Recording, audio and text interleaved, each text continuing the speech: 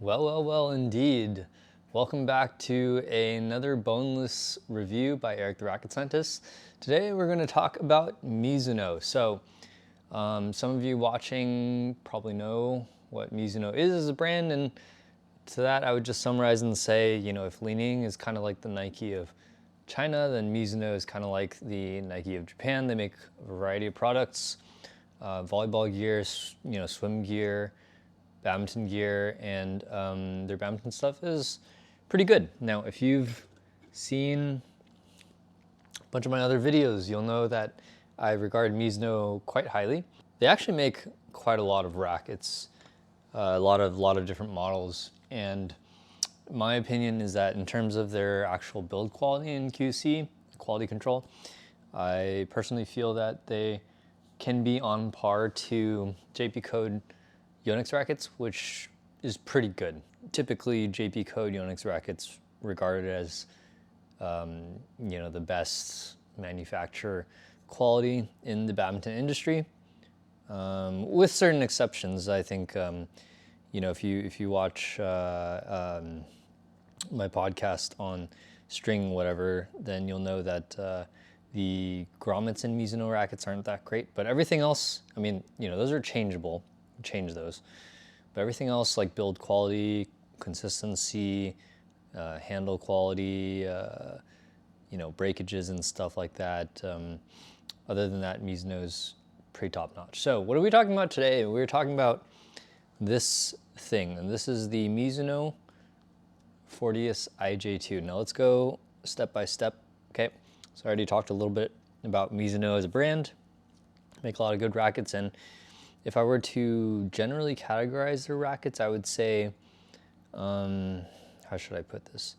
These days, like other racket brands like Victor and Yonex especially their top line models, go to certain extremes. I think that Mizuno, for one, is one that when they make a racket line, they have a certain vision or philosophy, and they tend to really stick to that.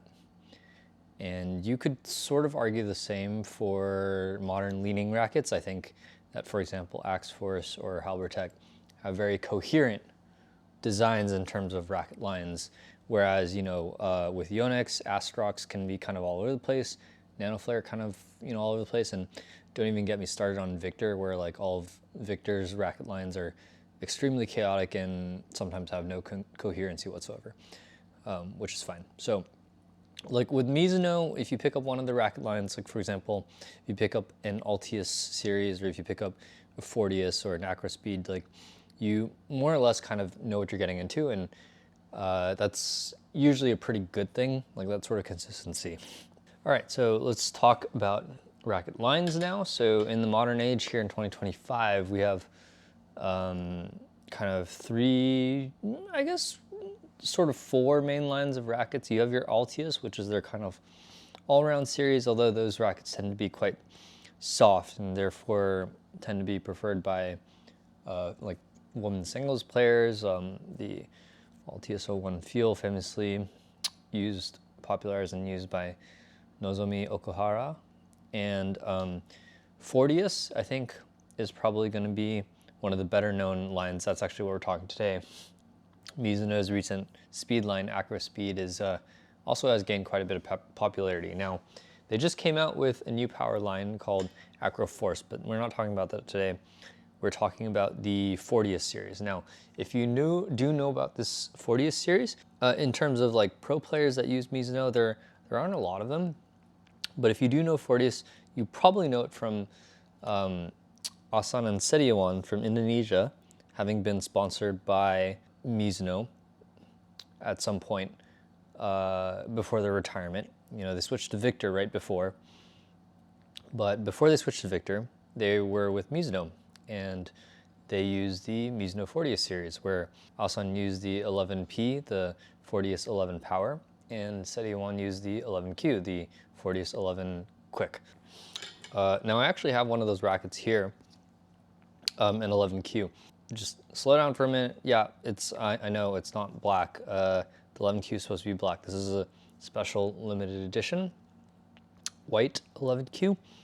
but it says Fortius 11Q right here, the shaft. I don't know if you can see it. Maybe.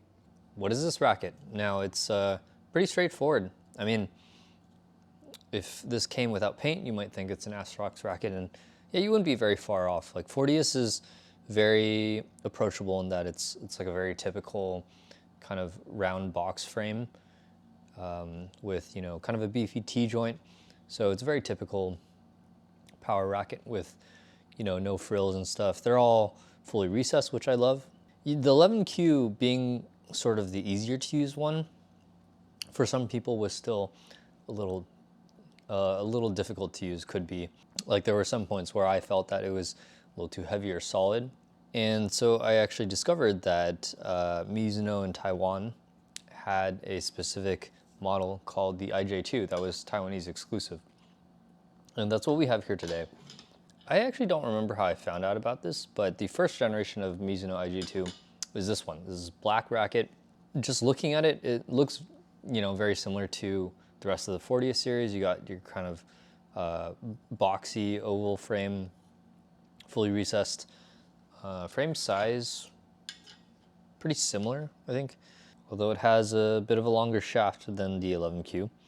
We got a different torque rating. So Mizuno puts their kind of torque rating on the T-joint, which is kind of nice. So this is T10, so this is actually going to be one of the softer end, where Fortius 11Q is a T5, which is definitely on the stiffer end. And this was a really nice one. This was kind of advertised itself as, you know, head heavy, kind of boxy frame racket, but in practice, this actually ends up being more even balance, or even towards a little bit headlight and stuff. And I actually really liked it. And, you know, you might know that I am a pretty big fan of like box frame rackets. I think that they're kind of a bit of a dying breed. There's not a lot of them out there, save for the X-Force series from Leaning, which, you know, as you may know, I'm a pretty big fan of. So it's cool to find this Mizuno iJ2, which has a box frame, and it's not that hard to play with because the box frame gives a very satisfying contact feel. I think it's kind of a shame that this isn't really sold anywhere else, because it's kind of been shown that people like these types of frame in certain applications. So you'll find a lot of people that say that they miss the original Yonex NanoFlare 800. Part of that is because the original NanoFlare 800 had a unique frame that Yonex didn't really put on any other rackets, and it was kind of it was an ovally, but it was boxy, which was kind of unusual for like a headlight racket, and so it had a very unique contact feel that you don't really get in any of Yonex's other rackets, not just headlight, but any of the other ones. But I do think that this Mizuno iJ2 retains some of that feeling, because this is not a very head-heavy racket. This is kind of more even balance, maybe a little headlight. So I wouldn't say this feels exactly like the NanoFlare 800 original, but I think that it's closer than most other rackets. So it's like, you know, it's pretty maneuverable, it's got good contact feeling, and the T10 rating means that it's pretty easy to deliver power, get a good punch. Okay, so let's move on to, what is this then, if that's the Mizuno iJ2? Well, this is also a Mizuno iJ2. In fact, it also says so, and the paint job is, and the kind of, the design is pretty similar. You can, I mean, obviously one's white and one's black, but they have the same graphic and everything. So this is the newer version. I got the black version either 1 or 2 years ago, I don't remember. But I went to Taiwan this year and I picked up the white one. Actually, I picked up two because I like the black one so much. And this is just the new generation. And it is a different racket. It is different. The frame, shaft length, and like the silhouette is all the same. But the rating on the shaft will tell you that it's more head heavy than the black one. The black one, in terms of like your head heavy to headlight scale, the black one is just a little bit over even balance. So it's very, very slightly head heavy. Whereas the white one is like more than the halfway point between mid balance and head heavy. So it's like, I guess, a 7 out of 10 head heavy. So like significant difference. I mean, same mold, same frame, but you know, it does feel different because of the head weight. But this is also a very good one. And so, you know, it retains a lot of the similar kind of power delivery and contact feel that's very solid and punchy that you get with a box frame, which is really nice. So who's this good for? I think if you know the Axe Force 80, then I do think that this is comparable to an Axe Force 80 if you wanted it to be a little faster. Like for a lot of people, the Axe Force 80 kind of ends up feeling a little laggy, or like they can't get a hang of the hitting rhythm of that racket. You could try this. The other category of people that this might appeal to is people who have picked up the other Fortius rackets like the 11Q or 11P and feel that it's like too much. You have a similar bounce, though it's slightly more headlight, and you have a softer torque rating, but you have the exact same frame type. Like personally, I think this is a very great power racket for people who, you know, maybe aren't as physically strong, but like the, you know, this feeling, the power delivery that these kinds of boxy frame rackets give, that's kind of missing in the offerings of today's market, right? Like, you know, you won't find a racket like this on the Yonex side. You don't find a racket like this in Victor.